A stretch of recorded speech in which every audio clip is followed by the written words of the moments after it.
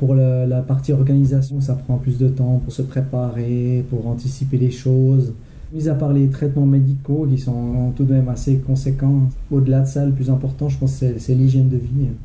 Pour moi, il y a deux piliers principaux, c'est vraiment la nutrition et le sport. C'est vrai que pour ça, je suis passé sur la natation en hiver, où j'arrive encore facilement à nager. C'est plus difficile à courir et même marcher, c'est un peu compliqué.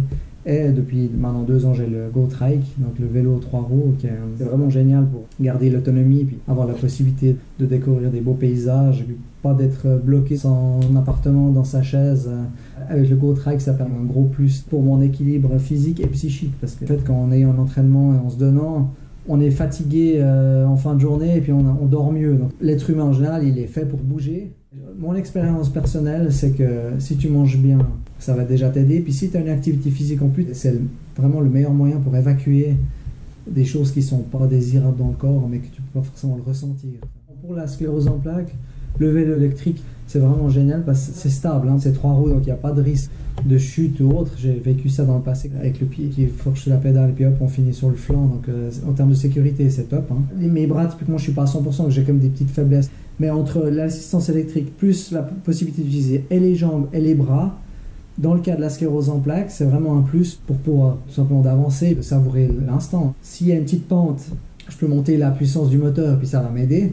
Si on est plat au bord du lac, on peut baisser l'assistance et puis vraiment faire l'effort de pédaler soi-même. Si on a déjà des faiblesses au niveau des jambes, le meilleur moyen d'éviter de devoir tout de suite aller en canne ou alors avec des déambulateurs ou autres, c'est de garder une bonne musculature, un bon gainage, entre guillemets. Puis c'est avec le GoTrike où là on fait travailler les bras mais aussi les abdos, enfin toute la chaîne.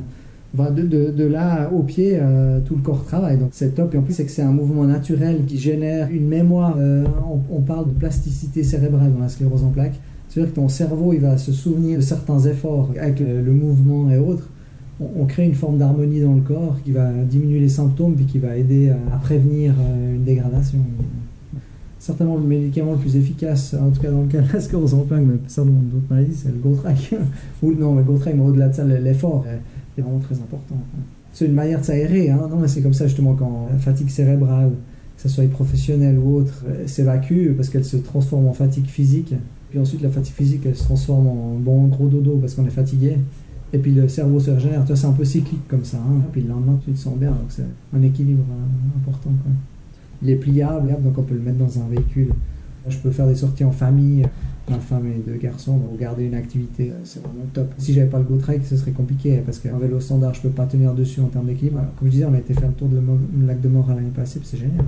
Alors, quand je suis pas motivé à sortir, ma meilleure motivation, c'est de me dire que la fois d'avant, j'étais super heureux après l'avoir fait. Même pour toute situation dans la vie, t'es pas motivé à faire quelque chose, puis une fois que tu l'as fait, tu dis, quand même, si je l'avais pas fait, j'aurais été triste, quoi. Dire que je me sentirais tellement bien après, puis que je vais tellement bien dormir après que j'y vais, c'est tout du bonheur.